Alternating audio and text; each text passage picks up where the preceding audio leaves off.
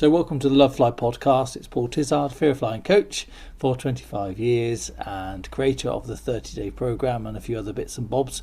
And this podcast would not be anything without its amazing guests, and today is no exception. We welcome Fiona from the Lovefly Facebook group, and Fiona's going to share her story with us and maybe some tips. Who knows? So welcome, Fiona.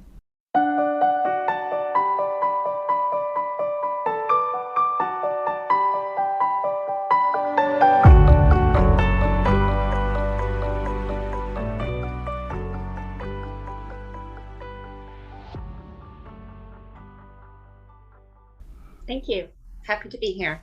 Thank you. So obviously we've had communications in the Facebook group, the Lovefly Facebook group, and Yes. This was your idea to do it the way that we're doing this. And so I think it'd be really interesting to tell us a little bit about who you are, your story, and anything you want to tell us. So thank you. Sure.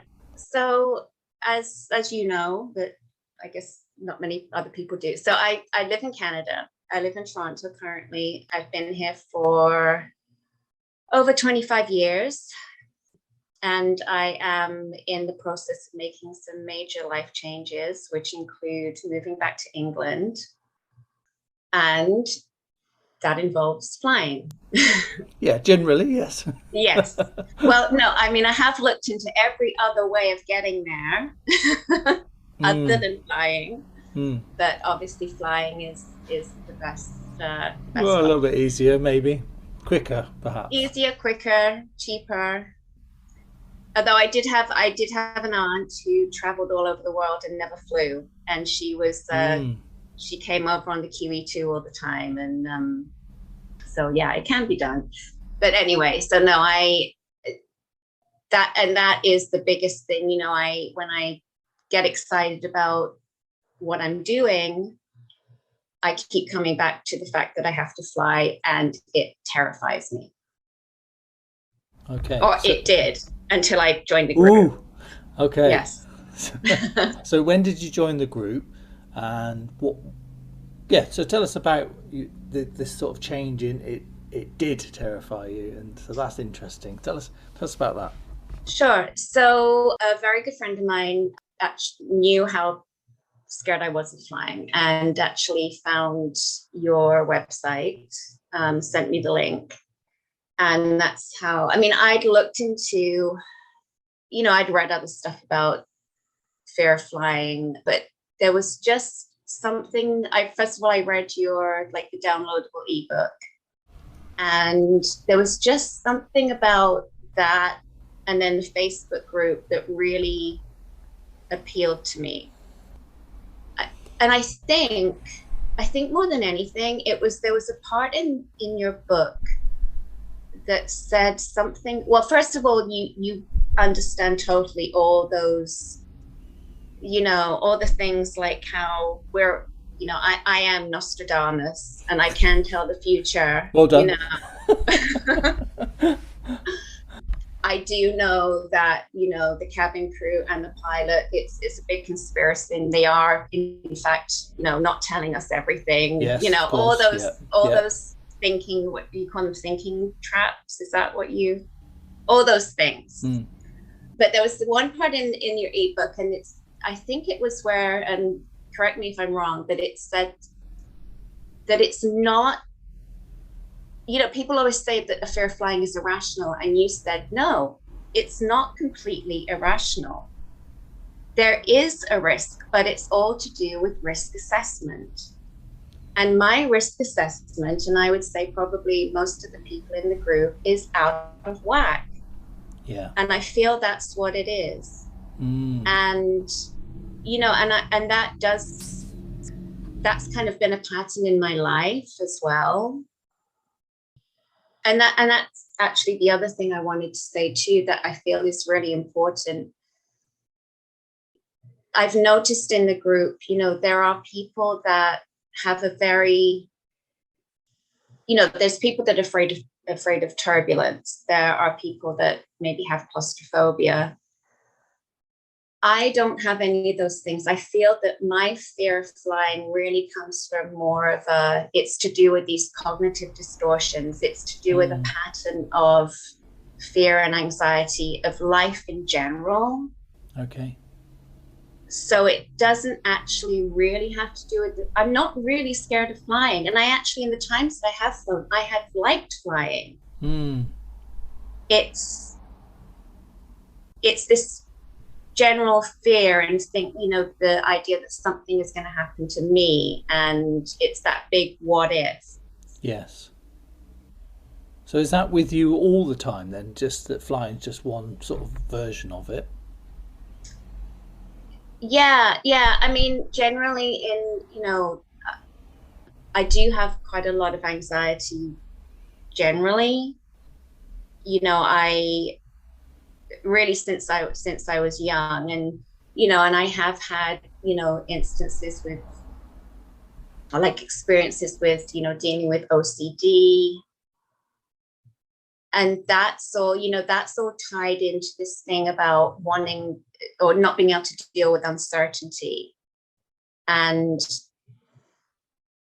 I think when it comes to flying, that's where the focus is, and you can't be certain, but it's just this not being able to accept this uncertainty, even though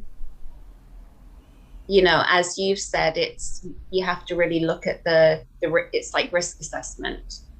Yeah. I don't know am I making sense? Yeah, you're making a lot of sense. It's always interesting for me, Fiona, what resonates with people, because certainly when I put that book together, which, thank you for your kind comments, I was thinking, I was at a bit of a loss myself, and I was thinking, what do I do? I've just been running fear of flying courses for 20 odd years. I was no longer working for the Virgin one through circumstances I won't bore you with. And I thought, what the hell do I do now? So I had all this sort of stuff in my head, and I thought, well, how do I describe it when I'm talking to people? And that was one of the statements that, that statement, I genuinely believe that, like people, I love your phrase, actually, your risk assessment's out of whack. Yeah. I might change the book. I love that. To appeal to a sort of a broader audience, because we wouldn't say that in the UK. And I know you're a hybrid. You're a UK Canadian hybrid. So my risk assessment's out of whack. I think I should bring it into everyday conversation in the UK to give it some life. But I think that was one of the things so it's really interesting. So yeah, it does make perfect sense. So you got a sense of that you're experiencing threat in lots of ways. Yes. I've been thinking a lot about this, and actually in preparation for this, I actually talked to my mom, and I said, like, do you know where this fear of flying came from? And how interesting. Yeah, well, she didn't. It's not that interesting. Got to find someone else to blame now. Yeah, no, she couldn't. I mean, I do know that. Well, I'll backtrack a little bit. So a couple of things did happen to me when I was very young that left me with a feeling that the world was a very scary place. It was nothing terrible, but it just a few things. So I kind of always had that feeling when I was young that always have to be on my guard. World is very scary. There's danger lurking around every corner. Sure.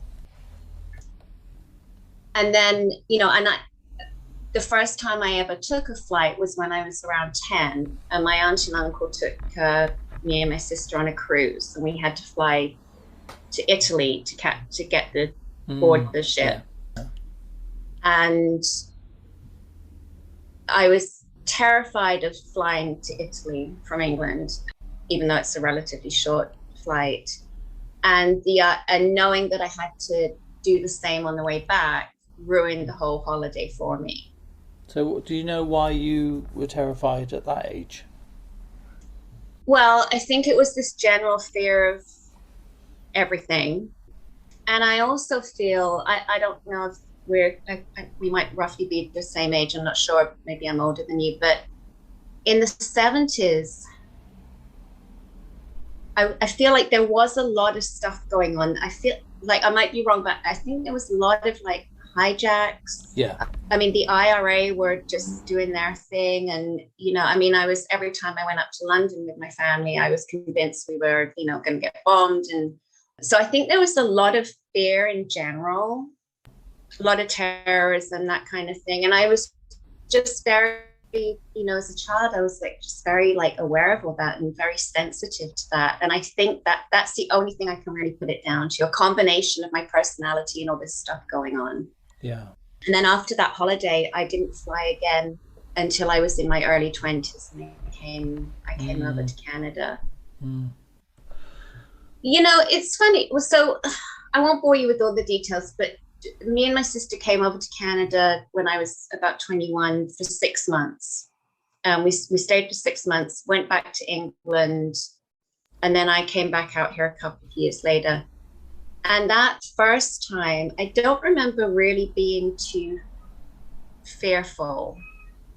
I know it helped that I had my sister with me, and there was probably quite a bit of alcohol involved at that time as well. So I was 21. But I do know the second time, when I came out the second time, when I was around 24, I don't know how I got on that plane, because I was flying from England to Vancouver, and that's quite a long flight. And I was, like, I honestly don't know how I did it. And I was by myself, really, really scared. And, you know, people always ask me why I stayed in Canada, or why I've made my life in Canada. And I kind of joke, but it's really not really joking, because I was too scared to fly back. That's why I've stayed here so long. Yeah. I could like see that on the visa application. Yeah. Yeah. I mean, and it's, you know, really, and I've missed out on so much. Like, I've never gone back to, in all the time I've been here, I have never gone back to England. Like, my mom and my dad always come out here, partly for practical reasons, because, you know, I was bringing up my daughter and I was working, and it was easy for them. But, yeah, you know, it was so bad that when my father passed away, I didn't go back for the funeral. Like,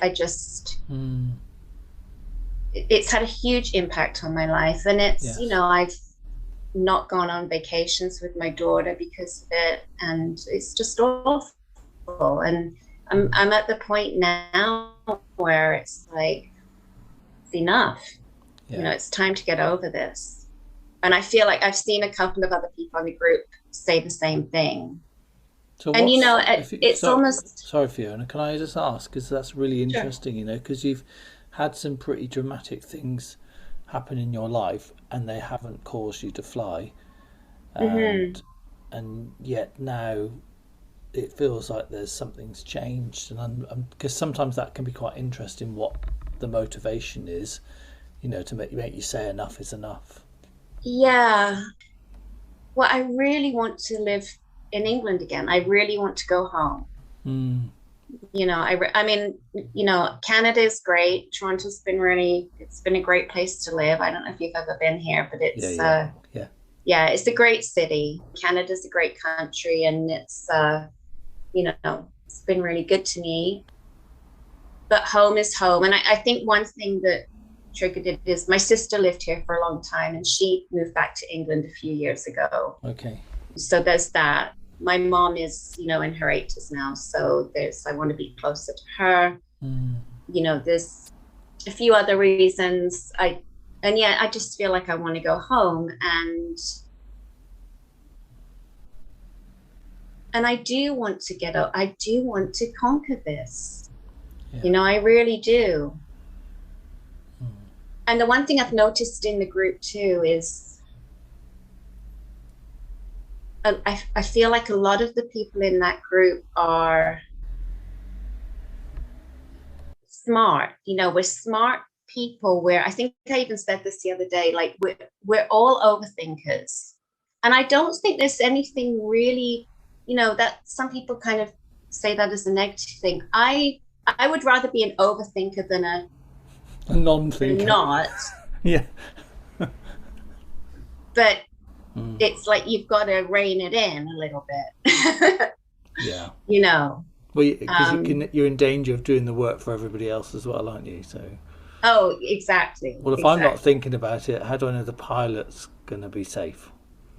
Yes. Yes. Well, that's the other thing. I like it when you know, people. Actually, this was on the podcast where you read from the book. The other day I was listening to that, and it was making me laugh because, you know, I think there was a part there, you know, you've got to be like really, you know, it's your job as a passenger, you know, to make sure the pilot's doing his job and the cabin crew are doing their job. And yeah, you know, I really like that light-hearted approach.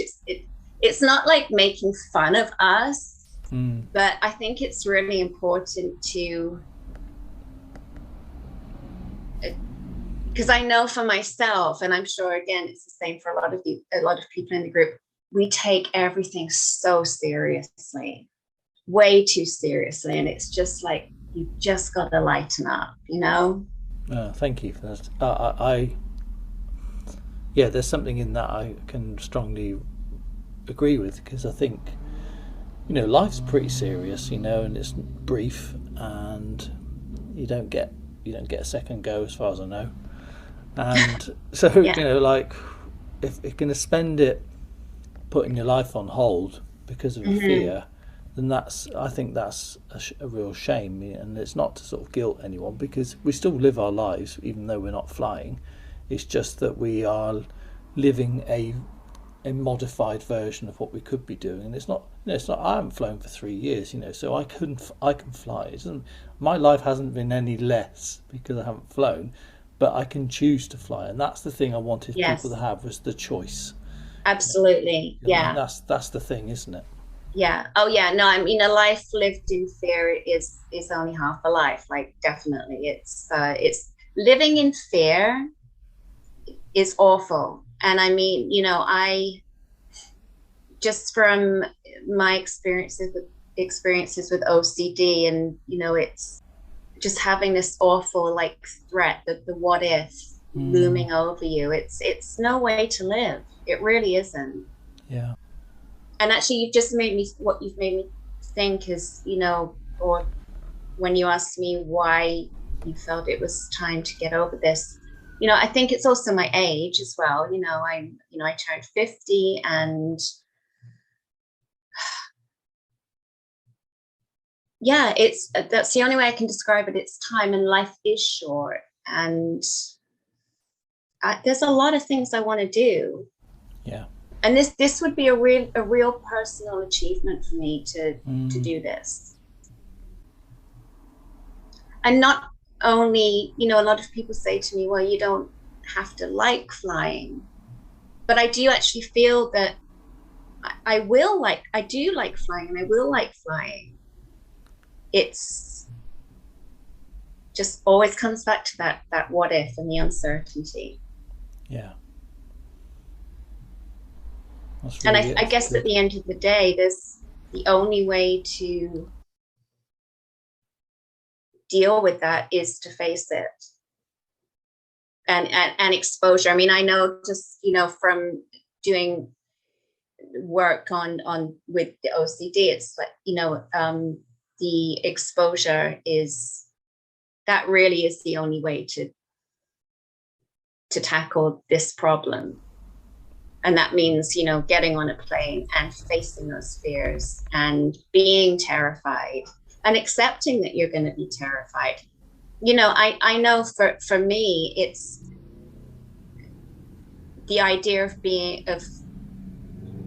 just get to the point where you want to avoid anxiety at all costs.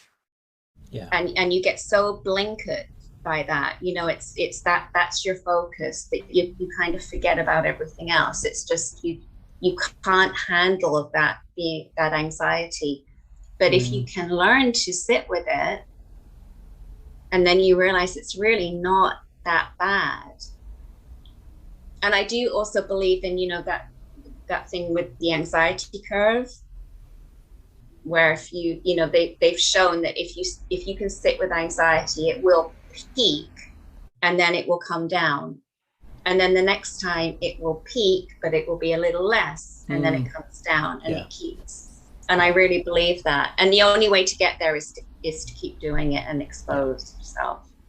Yeah, that's it. And so so what you have been doing is a bit of cognitive restructuring and also some desensitization. Yes. And there's a lot of evidence base around that. Of course, there are other techniques out there. People say, come and see me 3 times and it'll magic it all away. And it's not to say those things don't work, because they do for some people, but I think but I'm a firm believer that this stuff, you just got to keep doing it. And, as lightly as you can to begin with, just so for some people, looking at pictures of aircraft can be enough to trigger them. And so when I did I think I know which one it was. Yeah, so it was part of the 30-day program. I thought this little exercise where you go through and it's just lots and lots of images of like the tunnel where you walk down, the check-in, and then just ask people to sort of rate. You can do this yourself. Just rate on a scale of 1 to 10 which of these things, when I go to an airport, what triggers me. So something that quite a few people have done, which I think is really smart, is just going to airports and sitting there and drinking coffee, just to sort of get used to the experience of being around it, seeing the hustle and bustle, seeing flights taking off, and it just becomes normalised, doesn't it? So I think you're on the right track. So what sort of stuff are you doing then? Sorry, go on. It's funny because when I was listening to your that podcast the other day, and you mentioned going to the airport, and that hadn't actually occurred to me. But that's what I'm actually going to do, because thankfully now Toronto, for years and years, it was the worst. For a city the size of Toronto, and for this kind of city, getting to the airport was the worst. Oh, really? It was awful. We didn't have any direct line. We had to either get a coach from downtown or an airport taxi. It was terrible. But now they've got I think it's called the Up Express, so you can get there in 25 minutes on the train. So I'm actually going to go to Pearson Airport, hang out there a little bit, see all the planes taken off, and just familiarize myself with it as well, just so I know, even getting the Up Express, I've never been on that before, so I think it would be good to. Oh, amazing. That's brilliant. I can't commend that enough. Yeah, I'm actually looking forward to it. It's my sad life, that's a day out for me, going to the airport, yay. Well, don't forget as well that some of the stuff that you've done to work with your OCD and anything else that you've dealt with, all of that is the same process. So your brain is learning how to deal with fears and limiting beliefs. So you're already doing the work. You've done the work, and now all you're doing is changing your focus onto something else. So I totally believe this. People have the resources to sort this themselves. Sometimes they need some external stimulus and some help and guidance. But the fact that you've been doing all this other work to help with other things is not time wasted, and it gives you a bit of a leg up, and it comes to fear of flying, and also I think it's really interesting that some of the people in the group have said this. Like, I'm really interested in the way your brain works, and I find it really interesting how obviously at some point in my life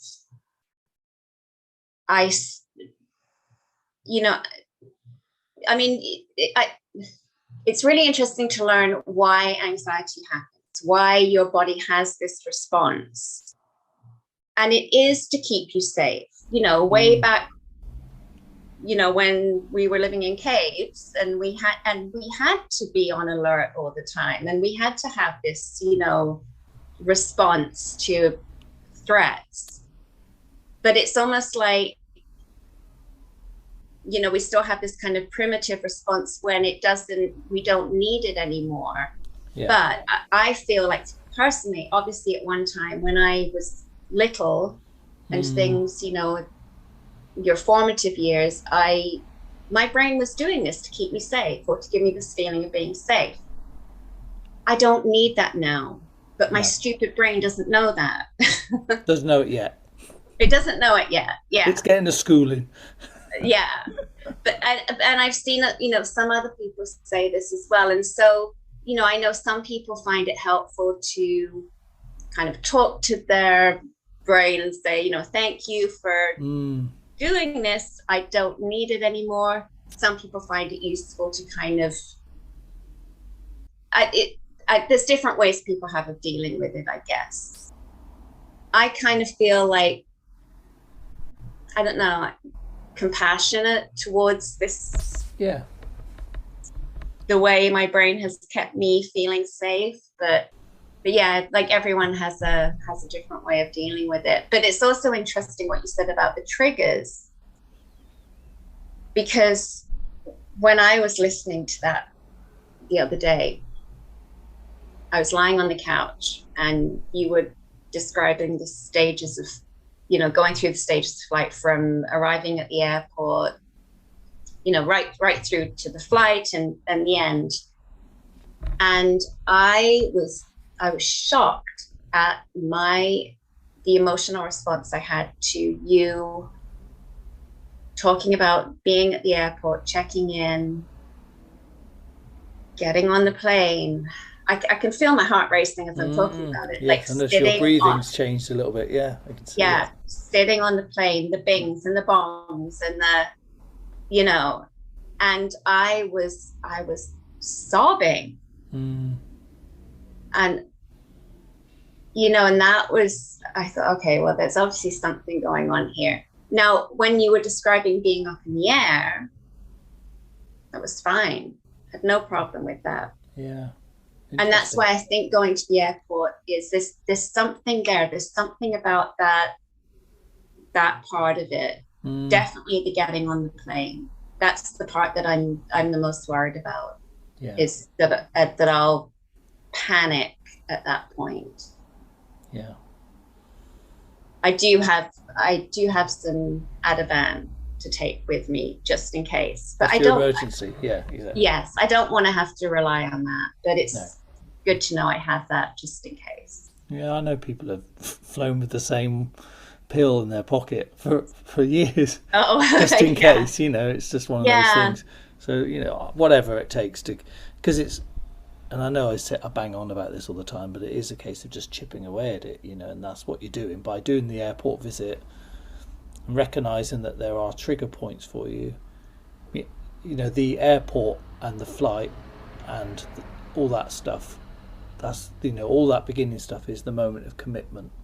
So once you're on the air, if your brain is already going, well, I won't even be up there, so I'm not worried about that, or you're thinking, well, I've got through that the moments of doom, and now I'm up here and I'll be all right, so something's going on there. So I think you're right to pursue that, and I love the fact you're moving towards it, because some people would have just been upset by it. I didn't realise that the power of just talking through going for a flight would upset people, but I guess because I thought you'd have to experience it, but I guess just talking about it, if the fear is strong enough, that can be enough. Yeah. Well, no, I really was shocked at how I reacted to that. But you're glad the book was free, weren't you? Think, I didn't pay for this crap. Oh, I would have been wanting my money back for sure. Yeah, that was it. That's why I didn't put any money on. I thought, well, this is just going to upset people. The other thing I wanted to say too that was interesting, because as you know, I did take part in the webinar. The other, when was it, last month, which I would highly recommend to anybody. Thank you. I don't know how often Fiona's not been paid to say this. No, we haven't run one for a while because I'll come back. So yeah, I'll just explain why. Because when I first started the Lovefly stuff, I did put one on every couple of months, but it was very small numbers, and I was thinking perhaps this isn't what people want. And so I'm still been toying with the idea, thinking, I know when I ran courses with flights, we'd get like 200 people turn up, and they were being run nearly every month. So people want that kind of one-stop shop thing, but I know that actually you can get as much benefit from doing a course without a flight, because you haven't got the pressure to do the flight at the end, so you can just listen. But the numbers weren't showing up, so I was thinking, well, I don't know what to do about this. So that's why I haven't run one for ages. Yeah. But I just thought when we passed 500 members in the Facebook group, I thought I'm gonna do one. Let's just do it for pay what you want. Just come along, see what you think. Right, back to your story now. Yeah, no, it was great. Well, and I can't remember how many people there were that took part in that. I think there was maybe a dozen of us. Yeah, so it was 20. I think 25 people said they were going to come. Oh, okay. And then, as you know, on the day, about 14 showed up. So even though it was just a webinar and it's as safe as it can be, some people just didn't show. So I don't know why. Yeah. They all got sent a recording, but it was So how was it for you then? It was great. I really enjoyed it, and it was really interesting to me for a couple of reasons.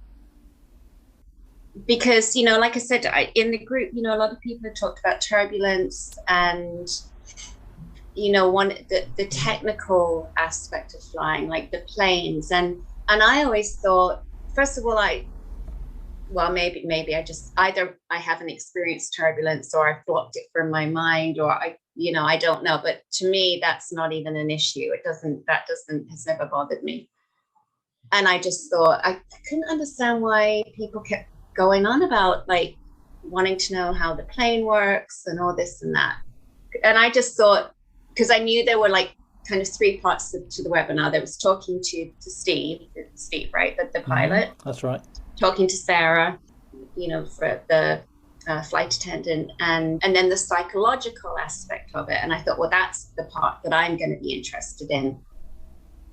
And that was interesting, but it actually turned out that the first two parts were way more, I got so much out of that. And especially, and I think I've said this a few times in the group, what really turned it around for me was I've always said that one of the reasons I didn't like flying is it's a completely unnatural way to travel. It's just not natural to be up there in the sky in that big metal thing, you're relying on engines and all kinds of stuff. And then when I learned that once you're up there, you're gliding, that completely changed it for me. Well, I mean, I wasn't ready to hop on a plane, but it definitely, that was a real turning point for me. Yeah.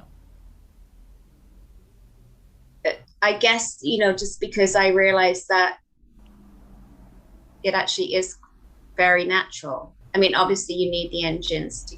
Yeah, they're quite useful. Yeah. They are, yes. You wouldn't want to be without them. Yeah, they help you to sort of point places, So. Yeah.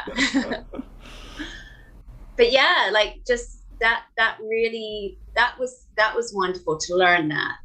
Learning that, what causes turbulence, and the fact that, how you're feeling like you're bumping around all over the place, but you're actually moving very, very slightly in reality. That was really interesting. Oh, the other thing also was, so it's always been one of my biggest fears is flying over the ocean, like the Atlantic Ocean. So when I learned that, you don't actually, like the flight pods are set up so you're never really that far away from an emergency landing point. Yes. That was huge for me. Yeah. That really turned things around as well. And then the other thing, it was just really interesting to learn that every airline has, and correct me if I'm wrong, but there's kind of 3 levels. There's like the service aspect of it, like the hospitality, the medical training, and the safety training. And the medical and safety are standard, whether you're with a little airline in the middle of nowhere or, Air Canada or whatever. Correct. So it's really the hospitality aspect that can vary, because there's no standard for that. But learning all that other stuff was very interesting. Because, people always joke about, oh, I don't want to fly, air. I don't know, I can't think of a country right now, but you know what I mean? People always say, oh, I don't want to fly with that airline. But why not? Yeah, they might not be able to serve your tea and coffee like very, to your standards, but everything else is. That's it. Anything that lands in your airspace, anyone that's listening to this, any national carriers, anybody, even if you've never heard of them, they land in your airspace, they have to meet international standards, and they also have to meet the standards of the country they're flying into. So that's kind of like a minimum that's very reassuring, and aircraft in the past have been grounded when they don't meet these standards because they're subject to inspections. So there's a whole bunch of stuff we could say about that, but it would go on forever. But that is a truism. It's not in any airline's interest to be unsafe, because you think safety, it's a business, of course it is, but without safety there isn't a business. So it's as simple as that when it comes to this sort of thing. And you could say that's true of anything, but I don't believe that is quite the same standards as commercial aviation. Yeah. Oh yeah. And I mean, I had no idea that the testing and retesting and training of the pilots and and the cabin crew and what they're capable of. And ironically, I've always thought that I would actually like to be a flight attendant, because I've always thought that it's like you always say, knowledge is power, and it really is. That was what I took away from that webinar as well. That is, anyone that doesn't believe that should think again, because knowledge really is power. So I always thought that maybe if I knew everything that was going on, then that would make me feel better about flying. And it's the webinar was great. Like I said, highly recommend it. Oh, thank you. I do think that it helped. It's interesting because a lot of people will say it's all, my fear is psychological, and it is. It is psychological. However, the other caveat is the fact that if the fear is based on inaccurate information, then as soon as people are often surprised. They think, well, I don't really, I know it flies. I don't really care about the technical stuff. It's not. But if we believe air pockets exist, for example, then you'd say your fear is psychological. I'm scared of air pockets, and you say, well, air pockets don't exist, and you go, oh, so the fear has to then attach to something else, and so that it's just about a bit like playing skittles, or in a bowling alley. Everything you chuck the ball down, it knocks over the ones that you thought were true, and they're gone, and up pops some more, so you have to knock those down, and that's what you're trying to do until eventually you run out of skittles that are going to, or pins, depending on where you listen to on the podcast, that once they're all knocked down, then you kind of go, well, what's left? So what's left is I don't feel safe in myself yet. I haven't learned how to sort that out, and that's the bit that needs the work then, isn't it? Yeah. And also it's interesting that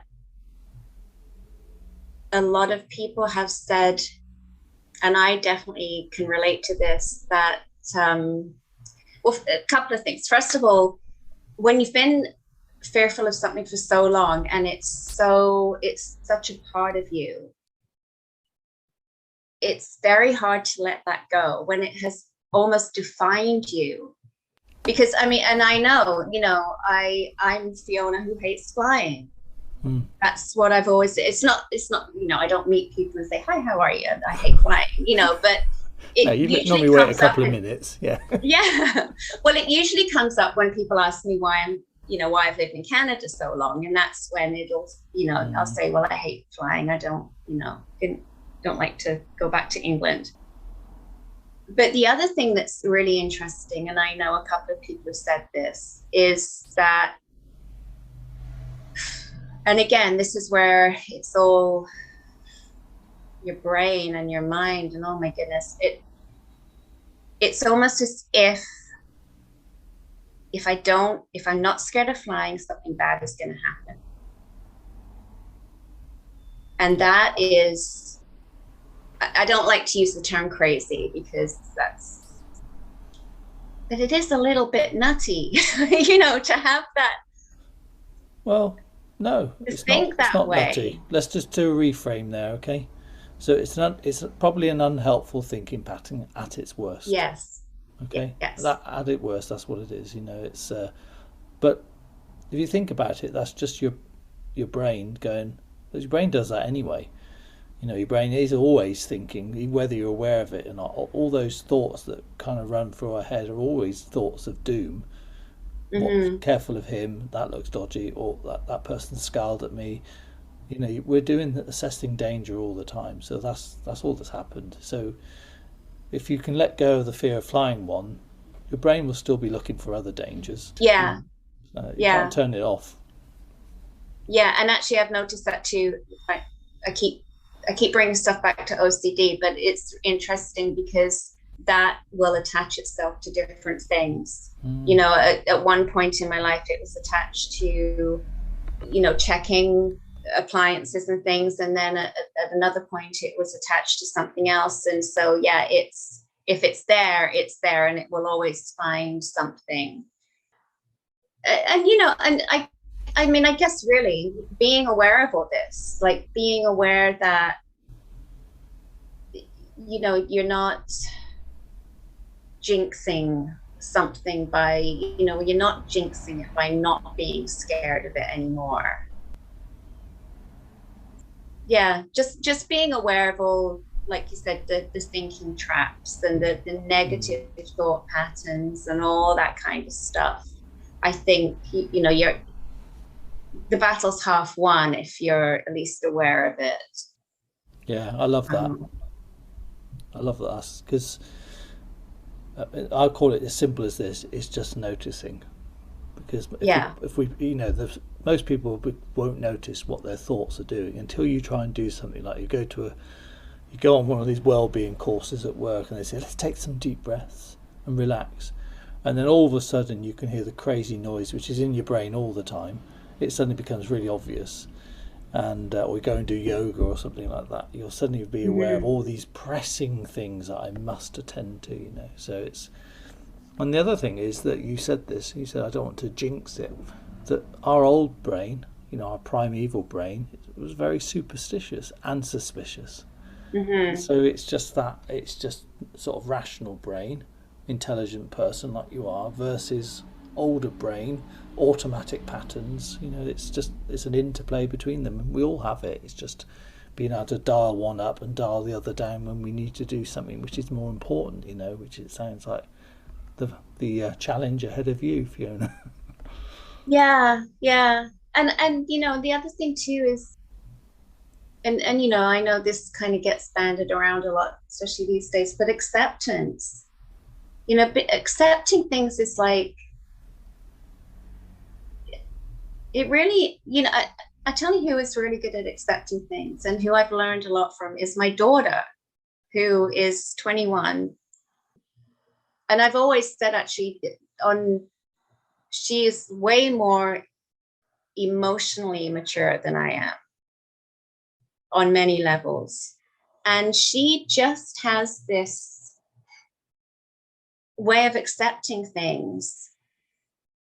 And accepting things doesn't mean lying down and taking it. But it certainly makes your life a lot easier. And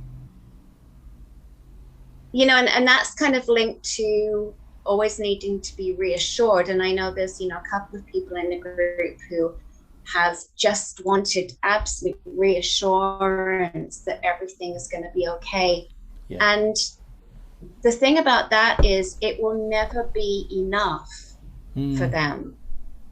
And so if you can accept that, no amount of reassurance would be enough. Accept that.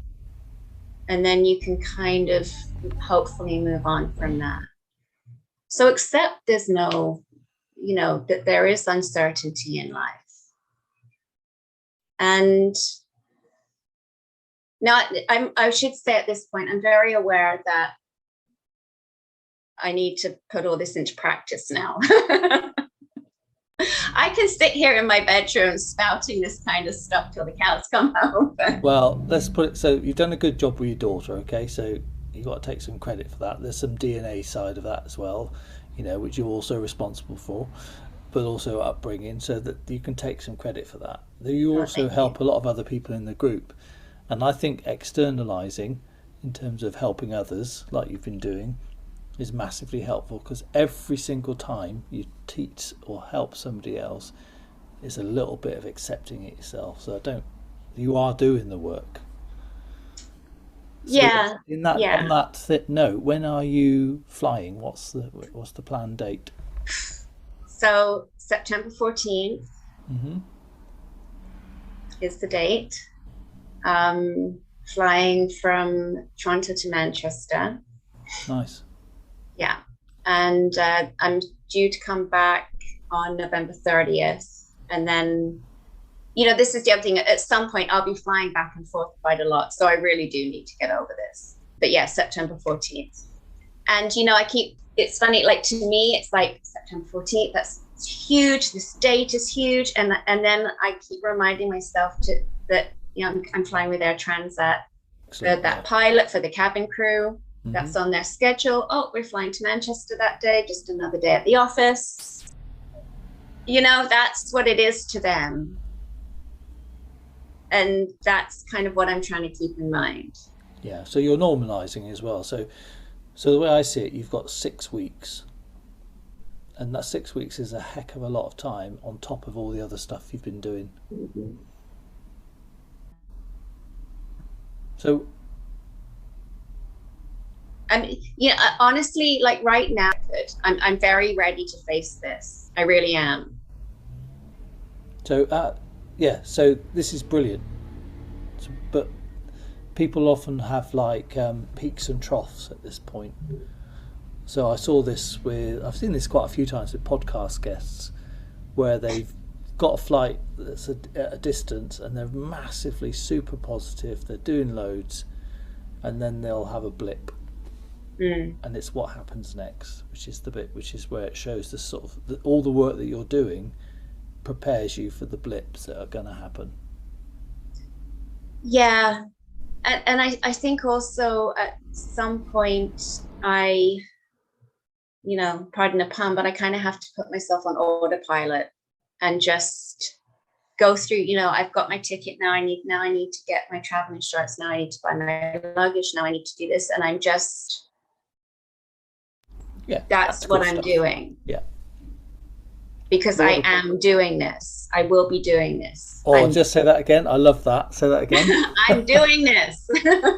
I'm so determined, Paul. Like I really am. I really am. I can see it. There's some very definite sort of scary language there. Like there was hand chopping going on and all sorts of just describing for the podcast listeners.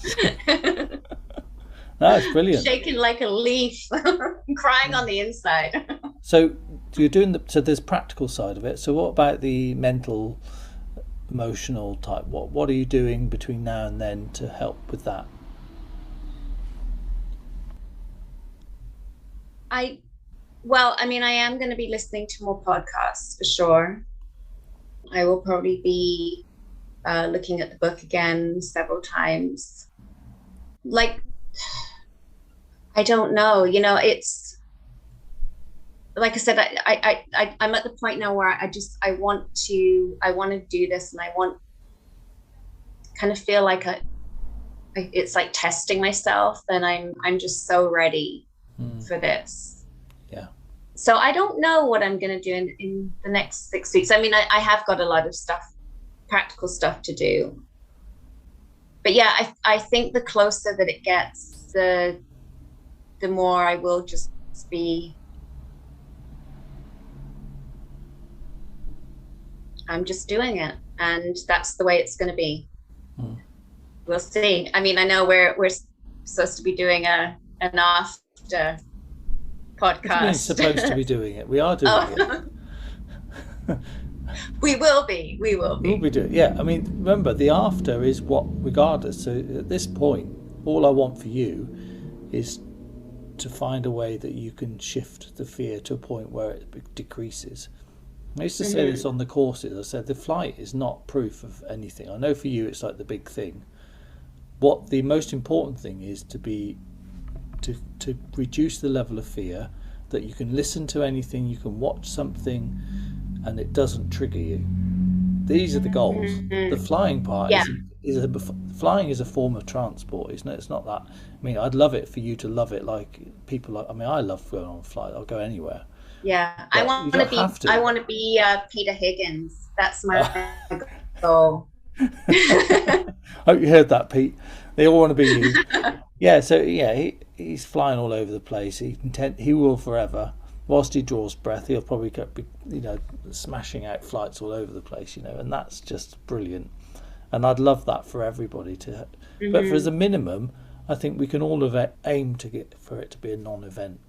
It's just like, it'd be great if you can love it, because if you love it and you're excited, then you can be curious about what they're all doing, and wonder how fast we're flying, and how the hell's this thing stay up here, but in a good way, and I'd love that for you and everybody else. Yeah. And I am excited. I mean, I am excited. I'm excited for my trip. I'm excited to, all this other stuff. And I'm very excited. And I get excited by the idea of travel. I want to travel. I want this so much. And I think, I have accepted that I am going to feel anxious that day, and I'm going to feel fear, and that's okay. Yeah. That's like a good place to end the podcast, but I'm just going to. I think so. Yeah. No, yeah. So the plan is, by the sound of it, you've got 6 weeks. I'd like you to keep doing what you're doing with the Facebook group, so we can keep an eye, see how you're doing, okay? Because that's really helpful for you and for us as well, and others. You've got your airport trip planned, so that's great. Yes. You've got this thing about listening to some podcasts. And I just think, give yourself permission to do little and often. Don't feel like you have to sort of binge it. I know some people have said they've literally binged all the podcasts and everything, read everything, watched every YouTube clip of landing and takeoff, been on Flight Radar non-stop, watching their flights, and all of this stuff is great. Actually, I don't find that seeing all those flights going everywhere, I don't find that very helpful, because to me it's just like, how are they missing each other up there? Okay, well, listen to the podcast with the air traffic controller on it again. Yes, yeah. I will do that. But yeah, I think it sounds like you're in a good place, and I can't wait to pick up with you after you come back, September the 30th. Stick your flight numbers and everything in the group as well, because then some people like to monitor. They like to, if you find that helpful. So it's actually November 3rd. I'm in England for a couple of months. Right, yeah. Okay, So what I was hoping was we could do our second one while I'm in England. Yeah, brilliant. Same time zone, everything. Yeah. Maybe even in a pub. Yes, I'll be. Warm beer. I'll bring my. No, we don't do that. We have lager, please. So I'll bring my roving mic, and we could do it face to face, Blackpool or Gatwick. That's the choice. Yeah, you know what? That would be amazing. Yeah, I'm going to be there for 2.5 months, so right. I'm sure we could figure it out. Let's do that. That's a brilliant plan, and that'll be a really nice one as well. And I get to go to a pub, so win-win. To like.